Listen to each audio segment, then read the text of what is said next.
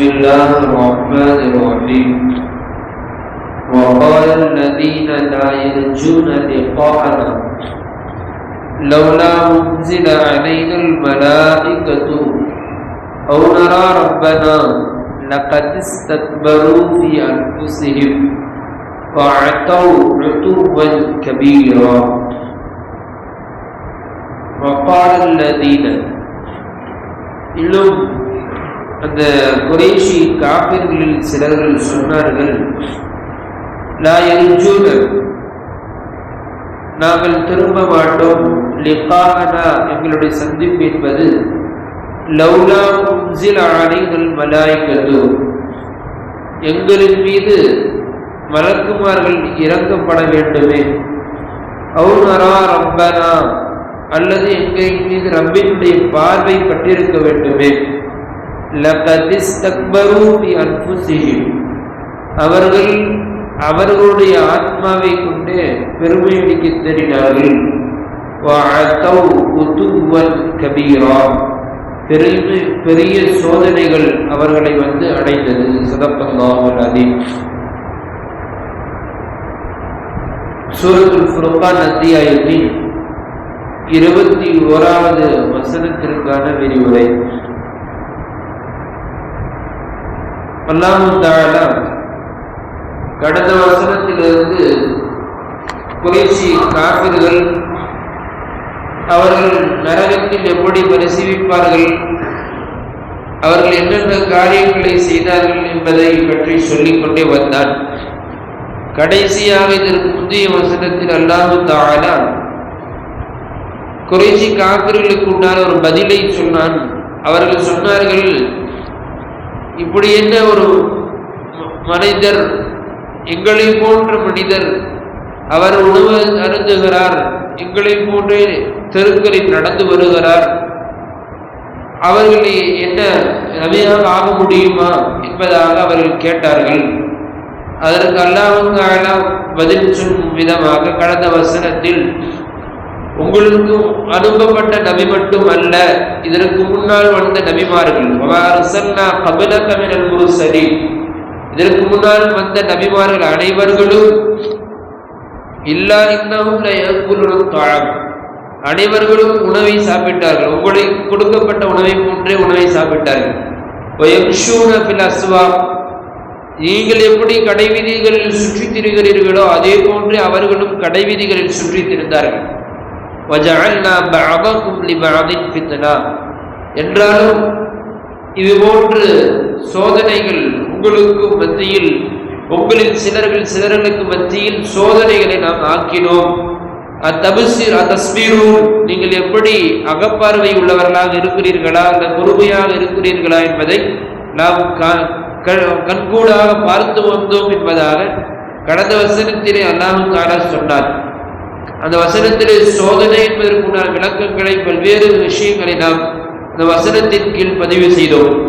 சோதனை என்பது மனிதனுக்கு வெறும் நோய் மட்டும் அல்ல, வெறும் உடல் நோய் குன்றுவது மட்டுமல்ல, அல்லது பொருளாதார நெளிவு மட்டும் அல்ல, மனிதனுக்கு பொருளாதாரத்தை கொடுப்பதும், அவனை செல்வந்தனாக வைத்திருப்பதும், அவனை ஆரோக்கியமாக வைத்திருப்பதும், அவனுக்கு குழந்தை குட்டிகளை கொடுத்திருப்பதும் சோதனைதான் என்பதாக அந்த வசனத்தின் கீழ் பல்வேறு விளக்கங்களை முஃபஸ்ஸிரீன்கள் நமக்கு சொல்லி காட்டினார்கள்.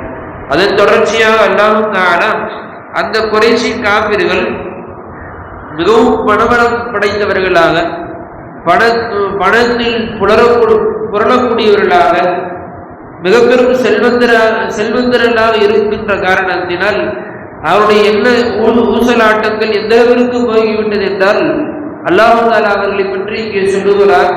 வகால அல்லதீன, அந்த குறைஷி காபிர்களில் சிலர்கள் சொன்னார்கள், லா யர்ஜூன லிகாஅனா, என்ன உங்களுடைய ரப்பு அல்லாஹ் எங்களை சந்திப்பதற்கு திரும்ப மாட்டாரா என்ற ரீதியில் அவர்கள் பேசலானார்கள்.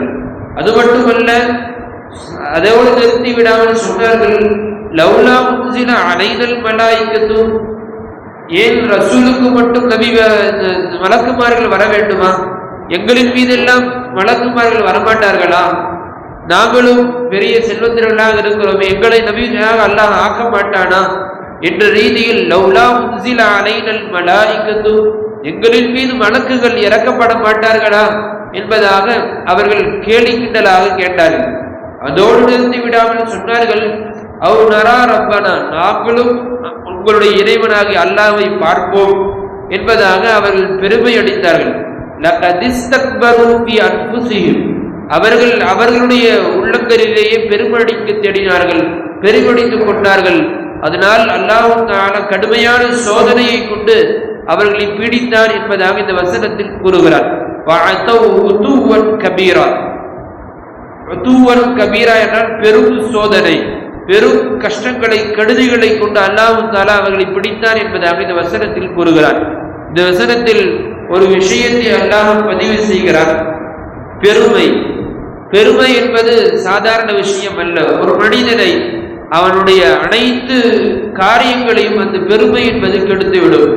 நான் தொழுகிறேன், நான் எல்லாத்தையும் விட அதிகமாக நஃபில்களை தொழுகிறேன், தஹஜ்ஜத்தை தொழுகிறேன், இல்லமர அமல்களை ஒன்றை விடாமல் தொழுகிறேன் என்ற ரீதியில் பெருமை என்பது, முகஸ்துதி என்பது அவனுடைய உள்ளத்தில் வந்துவிட்டால் அவன் செய்த அமல்களை அனைத்தையும் அது தூக்கி சாப்பிட்டுவிடும். அதுபோன்றுதான் பொருளாதார ரீதியிலும், நான் செல்வந்தனாக இருக்கிறேன், நான் அனைவர்களுக்கும் செலவு செய்கிறேன், ஏன் அல்லாஹ் என்னை பொருந்திக் கொள்ள மாட்டானா, என்னுடைய மீது கருணை காட்ட மாட்டானா என்ற ரீதியில் பெருமை அடிக்கும் விதமாக ஒருவன் செய்தான் என்றால் அல்லாஹ் தஆலா அவனுடைய அமல்கள் அனைத்தையும் இல்லாமல் ஆக்கி விடுவான் என்பதாக நாம் பார்க்கிறோம். நாளை மறுமையிலே மஹ்ஷர் மைதானத்திலே அல்லாஹ் தஆலா சில நபர்கள் நினைத்து கொண்டு வருவார்கள். நாம் ஏற்கனவே சொன்னதை போல், அதாவது அந்த மனிதர்கள் அதிகமாக தான தர்மங்கள் செய்திருப்பார்கள், மூட்டை மூட்டையாக நன்மைகளை வைத்திருப்பார்கள். ஆனால் பெருமையின் காரணமாக சொந்த பந்தங்களை விட்டு விடுவார்கள். அவருடைய சொந்த பந்தங்கள் மிக கஷ்டத்தில் இருப்பார்கள். அவர்கள் சொந்த பந்தங்களுக்கு உதவி செய்யாமல் மாறாக அவர்களுடைய பெருமையின் காரணமாக அந்த உலகத்திற்கு தெரிய வேண்டும், நான் பெரிய தனவந்தர் என்று உலக மக்கள் போற்ற வேண்டும் என்ற ரீதியில் அவர் 10 பேருக்கு தெரியும் முகமாக அவர் சதக்காக்கள், தான தர்மங்களை அள்ளி கொடுத்து கொண்டிருப்பார். ஆனால் அவருடைய சொந்த தங்கச்சி, சொந்த தம்பி கஷ்டத்தில் அவர் வாடிக்கொண்டிருப்பார்கள். இதையெல்லாம் அவர் கவனித்து கொள்ளாமல் அவர் என்ன செய்வார், பொருளாதாரத்தை, சதக்காக்களை உலக மக்களுக்கு, அந்நியர்களுக்கு கொடுத்து கொண்டிருப்பார். நாளை மஹ்ஷர் மைதானத்திலே அந்த மனிதர் வருவார், ஆஹா நான் இவ்வளவு செய்திருக்கிறேன், அல்லாஹ் என்னை சொர்க்கத்தில் கொண்டு சேர்ப்பார் என்பதாக நினைத்து கொண்டிருப்பார். அந்த மஹ்ஷர் மைதானத்திலே அவருடைய தம்பி வருவார், யா அல்லாஹ், என்னுடைய அண்ணன் இதுவரைக்கும் எனக்கு ஒரு ரூபாய் கூட காசு கொடுத்ததில்லை, இதுபோன்று என்னை கவனித்துக் கொண்டதே கிடையாது என்பதாக தம்பி புகார் சொல்லுவார்.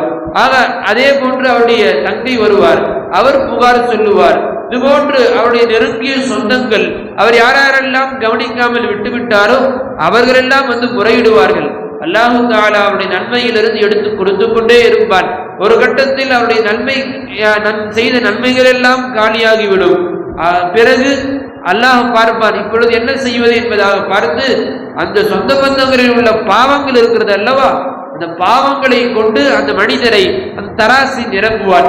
அவர் எதை கொண்டு நாம் சொர்க்கத்தில் புகழாம் என்று நினைத்து வந்தாரோ அந்த மனிதனுடைய நன்மை தட்டு கணம் இறங்கி பாவத்தினுடைய தட்டு கணம் சுமந்து விடும்.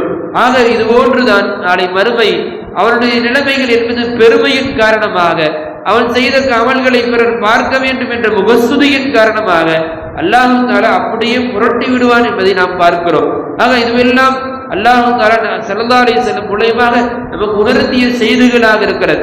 ஆக நாம் செய்யக்கூடிய அமல்கள், நமக்கு கொடுக்கக்கூடிய தான தர்மங்கள் அனைத்தும் அல்லாஹ்விற்காக நாம் கொடுக்கிறோம், அல்லாஹ்விற்காக நான் செய்கிறேன் என்ற ரீதியில் இருந்தால் அல்லாஹ் அதை நன்மைகளாக மாற்றுவான். மாறாக என்னிடத்தில் பொருளாதாரம் இருக்கிறது, நான் கொடுப்பேன், நான் தொழுகிறேன், நான் இது போன்று செய்கிறேன் என்பதாக அமல்களில் பெருமையோ முகஸ்துதியோ வந்துவிட்டால் அல்லாஹ் தஆலா அந்த அமல்களை ஒன்றுமில்லாமல் ஆக்கி விடுவான் என்பதை நாம் சிந்தனையில் கொள்ள வேண்டும்.